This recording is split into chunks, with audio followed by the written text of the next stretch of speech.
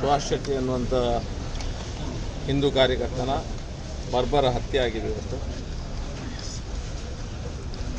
ಇಡೀ ಕರ್ನಾಟಕದಲ್ಲಿ, ಈ ರಾಜ್ಯದಲ್ಲಿಯೇ ಹಿಂದೂಗಳಿಗೆ ಉಳಿಗಾಲ ಇಲ್ಲದಂಥ ಒಂದು ಪರಿಸ್ಥಿತಿ ಕಣ್ಮುಂದೆ ಬರ್ತಾ ಇದೆ. ಸರ್ಕಾರ ಮತ್ತು ಪೊಲೀಸ್ ಇಲಾಖೆ ಹತ್ರ ಇಮಿಡಿಯೇಟ್ ಆಗಿ ಯಾರು ಈ ಕೊಲೆಯನ್ನು ಮಾಡಿದ್ದಾರೆ, ಈ ಬರ್ಬರವಾಗಿ ಹತ್ಯೆಯನ್ನು ಮಾಡಿದ್ದಾರೆ ಹಾಡುವಾಗಲೇ, ಅವರನ್ನು ಇಮಿಡಿಯೇಟ್ ಆಗಿ ಬಂಧಿಸಬೇಕು, ಕಾನೂನು ಕ್ರಮ ಜರುಗಿಸಬೇಕು ಅನ್ನುವಂಥ ಮಾತನ್ನು ಸಹ ಹೇಳಲಿಕ್ಕೆ ಇಚ್ಛಿಸ್ತಾ ಇದ್ದೇವೆ. ಎಲ್ಲ ಕಡೆ ಸಹ ಈ ರೀತಿಯ ಸಮಾಜಘಾತಕ ಶಕ್ತಿಗಳಿಗೆ ಕುಮ್ಮಕ್ಕು ಕೊಡ್ತಿರುವ ಕಾರಣಕ್ಕಾಗಿ ಈ ರೀತಿ ಘಟನೆಗಳು ಆಗ್ತಾ ಇದೆ.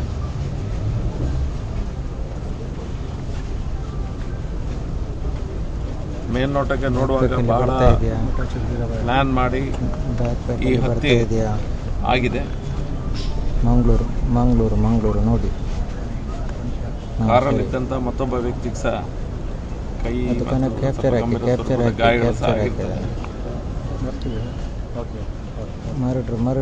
ಪೊಲೀಸ್ ಇಲಾಖೆ ಹತ್ರ ನಾವು ಬಹಳಷ್ಟು ಸಮಯಗಳಿಂದ ಯಾರೆಲ್ಲ ಬೇರೆ ಬೇರೆ ಪ್ರಶಾಂತ್ ಪೂಜಾರಿ ಹತ್ಯೆ ಆಗಿರ್ಬೋದು, ಬೇರೆ ಬೇರೆ ಹತ್ಯೆಗಳಲ್ಲಿ ಭಾಗಿಯಾದಂಥವರನ್ನು ಸ್ಟೇಷನ್ಗೆ ಕರೆಸಬೇಕು, ಅವರು ಏನು ಮಾಡ್ತಾ ಇದ್ದಾರೆ, ಅವರ ಚಲನವಲನಗಳ ಮೇಲೆ ನಿಗಾ ಇಡಬೇಕು ಅನ್ನುವಂಥ ಕೋರಿಕೆಯನ್ನು ಪದೇ ಪದೇ ಇಡ್ತಾ ಇದ್ರು ಸಹ ಇದನ್ನು ಕಂಪ್ಲೀಟ್ ಆಗಿ ನಿಗ್ಲೆಕ್ಟ್ ಆಗಿದೆ. ಹಿಂದೂ ಕಾರ್ಯಕರ್ತನ ಈ ರೀತಿ ಕೊಲೆ ಆಗುವಂಥ ಸಂದರ್ಭದಲ್ಲಿ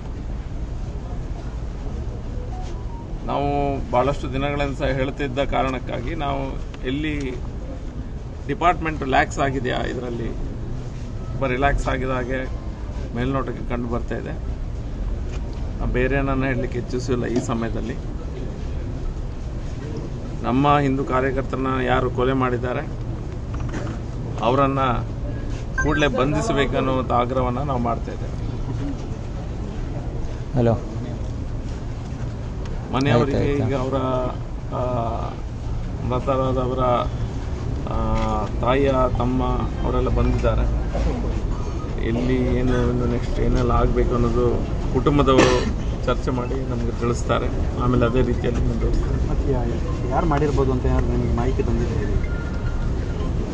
ಪೊಲೀಸರಿಗೆ ಗೊತ್ತಿದೆ ಯಾರು ಮಾಡಿದ್ದಂತ. ಪೊಲೀಸರು ಕೆಲವರ ಪರಿಚಯ ಇದೆ ಅನ್ನುವಂಥ ಮಾತನ್ನು ಹೇಳ್ತಾ ಇದ್ದಾರೆ. ಯಾರು ಎನ್ನುವಂಥದ್ದನ್ನು ನಮಗೆ ಕೇಳಲಿಕ್ಕೆ ಹೋಗಲಿಲ್ಲ. ಪೊಲೀಸರಿಗೆ ಗೊತ್ತಿರುವಂಥ ವಿಷಯ ಅಂತ ಆಗ್ತದೆ. 10 ಜನ, ಸಾಧಾರಣ 10 ಜನ ಆರೋಪಿಗಳು ಇದರಲ್ಲಿ ಭಾಗಿಯಾಗಿದ್ದಾರೆ ಅನ್ನುವಂಥದ್ದನ್ನು ಎರಡನೇ ವ್ಯಕ್ತಿ ಯಾರು ಗಾಯಗೊಂಡಿದ್ದಾರೆ ಅವರಾಗ ಹೇಳಿದರು.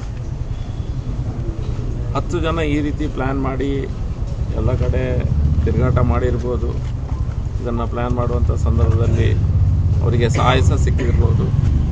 ಯಾರ ಸಹಾಯ ಇಲ್ಲದೆ ಈ ರೀತಿಯ